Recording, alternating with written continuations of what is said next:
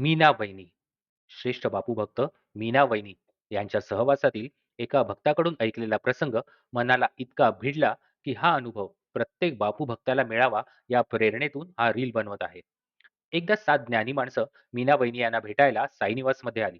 साईबाबांविषयी गोष्टी झाल्यावर विषय बापूंकडे वळला. त्यांनी मीना वहिनींना विचारले, तुम्ही साई सोडून बापू का धरलात? मीना वहिनी म्हणाल्या, मी साईला सोडलं नाही आणि बापूला धरलं नाही. साईने बापूंकडे वळवलं आणि बापूंनी साई दाखवला. यावर ज्ञानी माणसं म्हणाली, आम्हाला कळलं नाही. मीना वहिनी म्हणाल्या, त्यासाठी भक्ती करायला पाहिजे. ज्ञानी माणसाने विचारलं, तुम्ही काय केले? मीना वहिनी म्हणाल्या, मी माझा धर्म बदलला. ज्ञानी माणसे गोंधळली व विचारले, धर्म बदललात? मीना वहिनी म्हणाल्या, बापू सनातनी हिंदू आहेत व मीही सनातनी हिंदूच आहे. धर्म बदलला म्हणजे बापू हा माझ्या जगण्याचा धर्म झाला. बापू माझा जीव झाला. बापू माझे जीवन झाले. बापूच प्रेरणा झाला आणि बापूच प्राण झाला.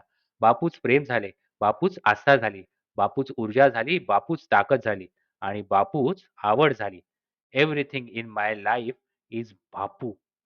मीना वहिनींनी सर्वांना नंतर उपमा खायला दिला. म्हणाल्या, मला उपमा भरपूर आवडतो. ज्ञानी माणसाने विचारलं, म्हणजे हा उपमा म्हणजेही तुमचा बापूच का? मीना वहिनी म्हणाल्या, हो, हा उपमा म्हणजेही माझा बापूच. मी बापूला खाते. मला मँगोलाही खूप आवडतो. मी बापूला पिते. जी गोष्ट मला आवडते ती माझा बापूच आहे.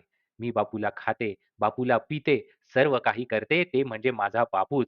ज्ञानी माणसाने विचारले, तुम्ही हे का करता? मीना वहिनी म्हणाल्या, कारण माझा बापूही तेच करतो. ज्ञानी माणसाने विचारले, मग बापूंचा देव कुठला?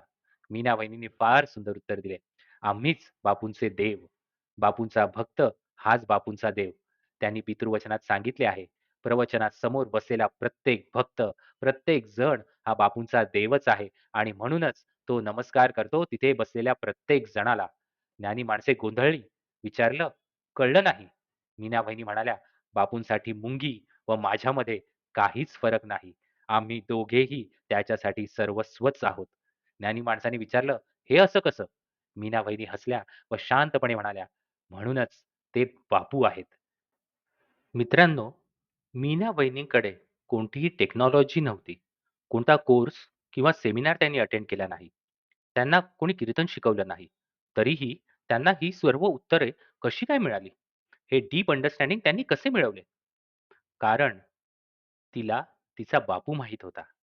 तिच्याकडे खरेखुरे भक्तिभाव चैतन्य होते. हा मायनेस म्हणजे माझा बापू हा भाव त्यांच्याकडे होता व तो त्यांनी सर्वांना दिला.